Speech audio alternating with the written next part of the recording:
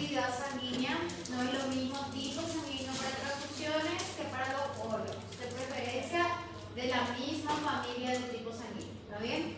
Se puede usar las compatibilidades, pero suele tener mejor resultado cuando es el mismo tipo sanguíneo, ¿sí?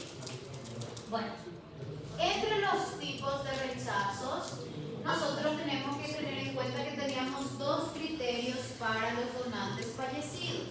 Deberían tener o un infarto agudo del miocardio o una muerte encefálica. Pero nosotros debemos tener en cuenta que cuando más tiempo se espera, más respuesta inmunológica se presenta. Entonces, lo ideal para los trasplantes sería 48 horas como máximo, ¿sí?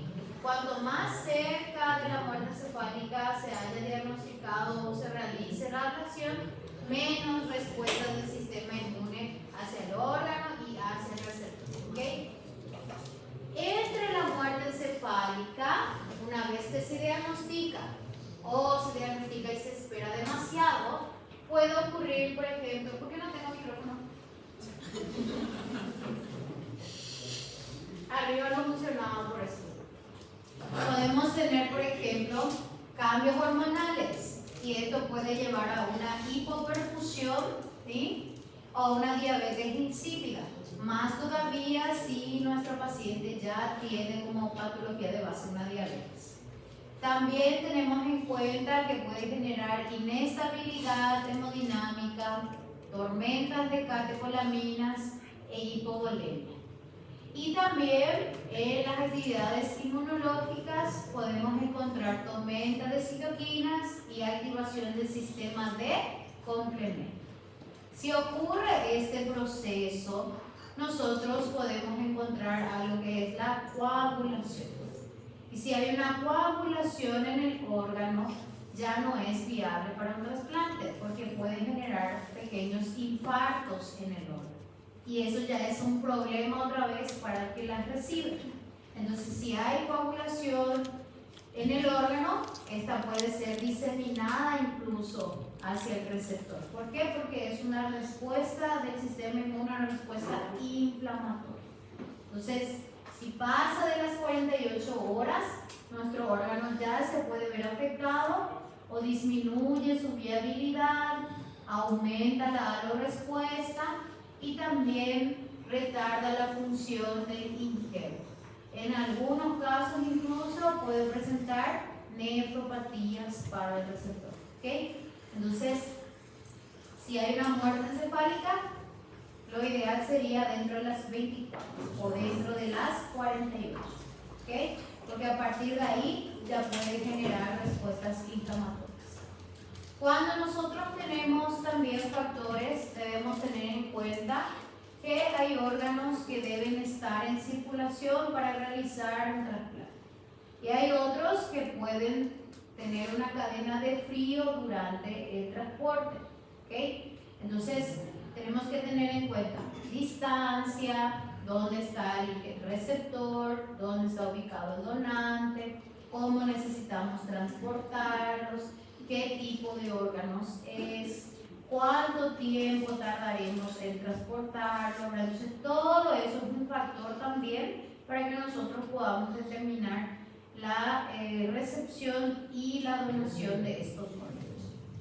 Y por último, debemos tener en cuenta si hay isquemias. La isquemia por largo tiempo induce a necrosis. No podemos querer transportar un órgano y llevarlo 2 días, 3 días. ¿Ok? ¿Por qué? Porque ya hay necrosis, ya está en estado cadavérico. Y también debemos tener en cuenta la reperfusión. La reperfusión es cuando el órgano dejó de tener una circulación y luego volvió a tener. Y ahí podemos tener generalmente daño celular irreversible. Entonces, ¿qué hace una reperfusión? Estimula a los trombos y también estimula a la inflamación. Entonces, eso es lo que nosotros tenemos que evitar en su máxima instancia, que haya necrosis de algunas células o que haya estímulo para formar trombos. Porque si se forman coágulos o trombos, el órgano es inviable. No por rechazo, sino porque deja de funcionar. Sí. A reperfusão causa trombo e coágulo? Si es que se pasa mucho tiempo y hay necrosis, sí. ¿Ok? Bueno, entonces, ¿qué hacemos? Verificamos la activación del endotelio, puede haber reclusión celular y producción de citocinas y quimiosinas. Entonces, ¿qué se hace? Generalmente se controlan los estados de coagulación. ¿Para qué? Para que el individuo no genere trombo o rechazos. ¿Sí? Bueno, y luego de esto, nosotros evaluamos. Si hay un daño irreversible, entonces ya tenemos necrosis, lesión del endotelio, y nosotros vemos que obviamente ya aparecen leucocitos, inflamación aguda, un rechazo crónico, que es lo que no queremos, que el órgano sea rechazado porque se presenta necrosis. ¿Okay? ¿Puede ocurrir? Puede ocurrir. ¿Por qué? Por el tiempo de trasplante, el tiempo de ablación, el tiempo de la cirugía, el tiempo de traslado. Entonces, esto puede interferir muchísimo también en el proceso de trasplante. Ahora, cuando nosotros tenemos una respuesta y su pico máximo es 48 horas, entonces nosotros es normal que haya una respuesta inflamatoria, porque es un cuerpo extra. Entonces, ¿qué vamos a hacer para reducir esa respuesta inflamatoria? Usar inmunosupresión. ¿Está bien? Es normal que no funcione al 100% las primeras horas o los primeros días. ¿Sí? ¿Por qué? Porque está pasando por un proceso inflamatorio y también por un proceso de rechazo y aceptación. ¿Está bien? Entonces, yo le puse un riñón y ya son 2 días y todavía no es 100%. ¿Por qué? Porque se está adaptando, sobreviviendo al rechazo y sobreviviendo a la adaptación de la respuesta inflamatoria. ¿Ok? Y ahí se evalúa la perfusión o la función respiratoria o la función cardíaca. ¿Por qué? Porque está pasando por este proceso en donde hacemos contacto con un cuerpo extra. ¿Sí? Bueno, ahora, entre los factores intrínsecos, como les dije, patología de base, edad, sensibilización y respuesta inmune. Si es un nuevo contacto, obviamente va a durar mucho tiempo, pero si es un segundo contacto, el rechazo puede ser mayor y más evidente. ¿Está bien? Lo ideal sería que rechace, pero dure también mucho tiempo como el primero. Por lo mínimo un 50% más de lo que duró en la primera vez. ¿Sí? Si no, también es algo común de esperarse.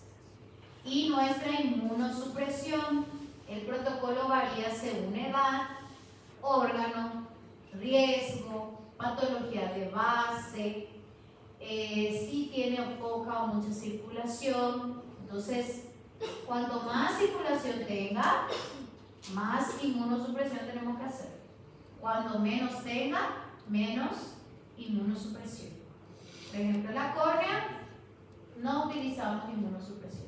Solo antiinflamatorios y después de unos días el paciente ya está en la casa y ya tiene su vida cotidiana, vamos a decirlo así. Por ejemplo, los injertos de piel también. Si el paciente no nos rechaza en los primeros días, luego la curación se lleva a cabo y no necesita inmunosupresión. Pero, por ejemplo, corazón, pulmón, páncreas, riñón, el paciente va a ser inmunosuprimido toda su vida, ¿sí? Mientras haga contacto con el riñón, o con el pulmón, o con el páncreas, porque es un cuerpo extraño queriendo o no. Igual si tiene compatibilidad en un 99%, el 1% lo hace algo extraño. ¿Está bien? Entonces, eso es algo que siempre tenemos que tener en cuenta. Inmunosuprimido siempre va a ser trasplantado, ¿sí? Por motivos farmacológicos. Y luego los rechazos, esto es el tema de examen, tenemos 3 tipos. Hiperagudo o humoral, agudo, que puede ser celular humoral, y crónico, que puede ser celular y humoral al mismo tiempo.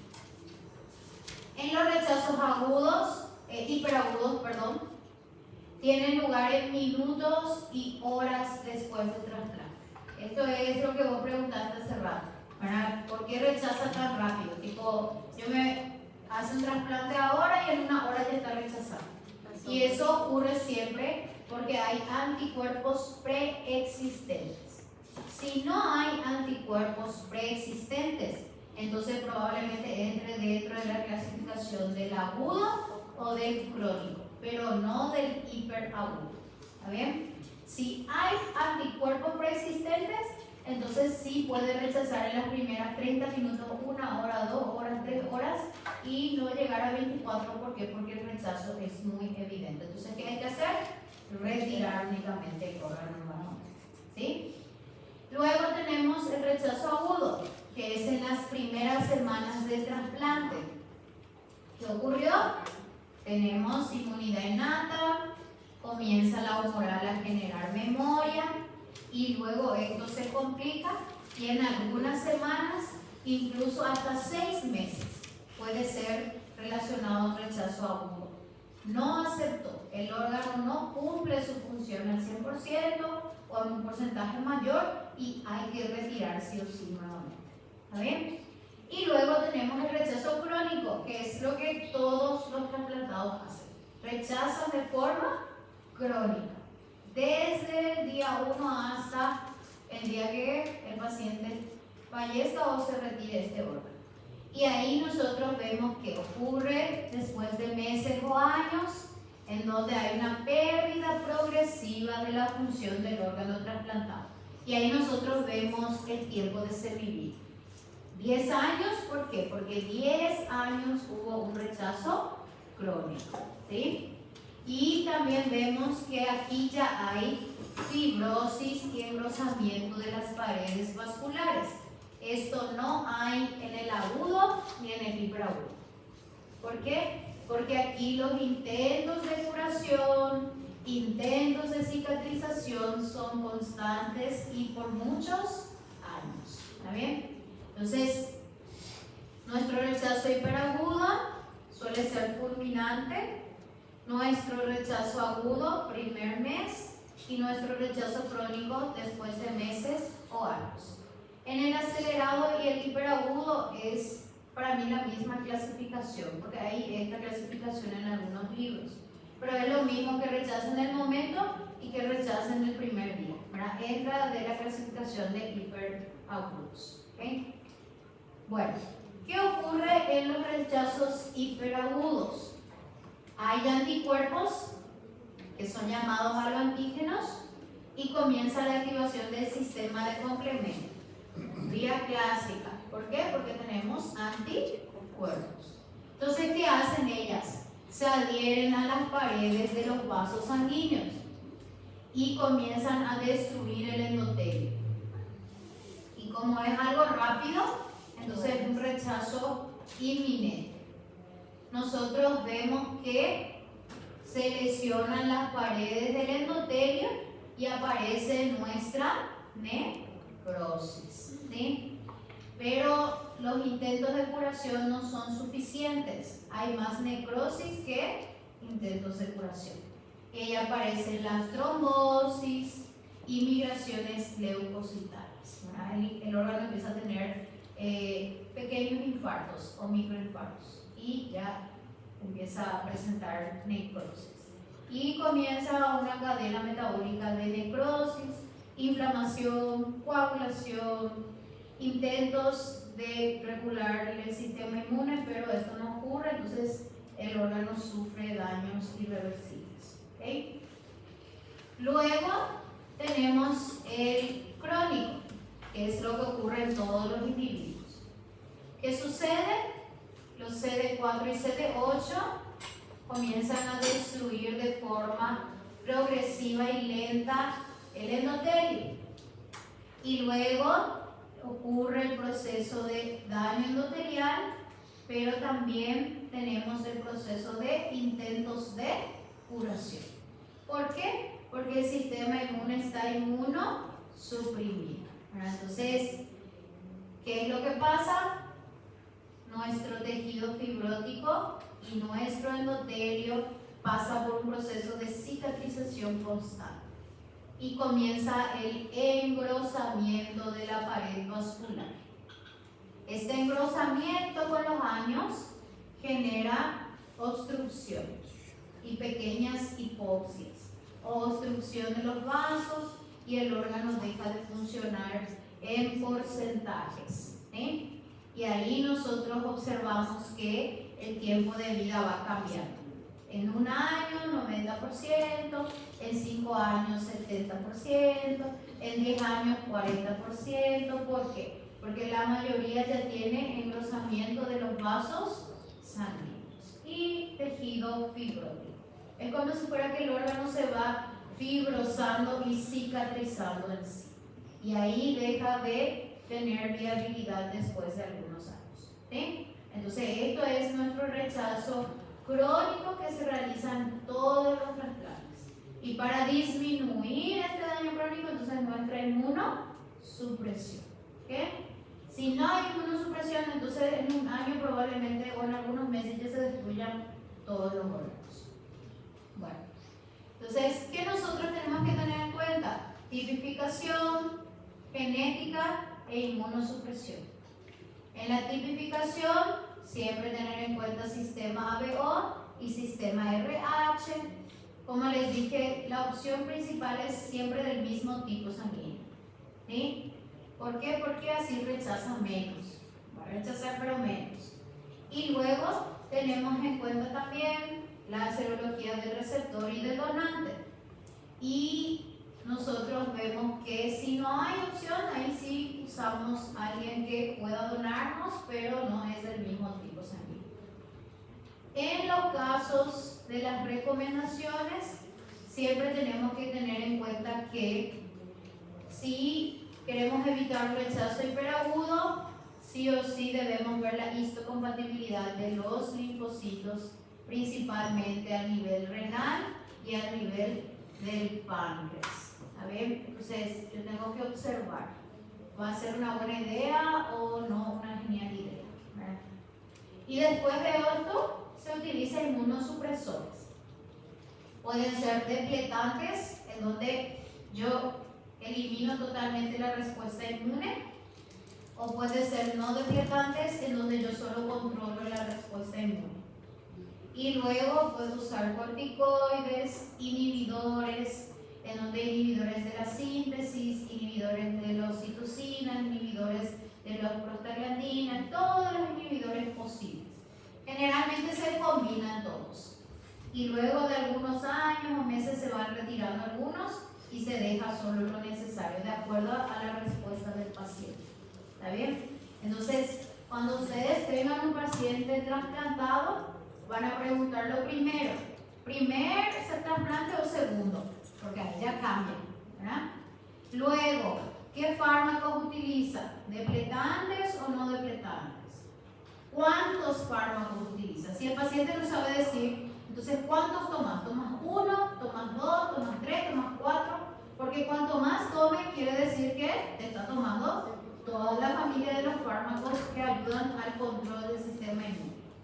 Si les dice estoy tomando solo uno, entonces probablemente esté aceptando un poquito más el proceso de compatibilidad. Sí. Generalmente hace que linfocitos no se activen o se activan en un porcentaje muy menor. En vez de activarse 1000, se activa 100. Los depletantes son los que activan. Los que inhiben la activación de los linfocitos y de los anticuerpos, ¿verdad? Pero se produce también en un porcentaje. Sí, los tipos de fármacos, ¿está bien? Y ahí ellos van sugiriendo y viendo la edad del paciente, qué fármacos, cuántos años, primer trasplante, segundo trasplante. Sí. O organismo também vai criando resistência a esses medicamentos? No. Pode tomar a vida toda. Sí, puede tomar la vida toda. Puede, 20 años, segundo trasplante, va a poder tomar todavía. No va a crear resistencia porque los que crean resistencia son las bacterias. Entonces, no hay ese proceso de resistencia porque nosotros no generamos eso. ¿Sí? Bueno, los compañeros quieren hablar con ustedes un ratito, 5 minutos.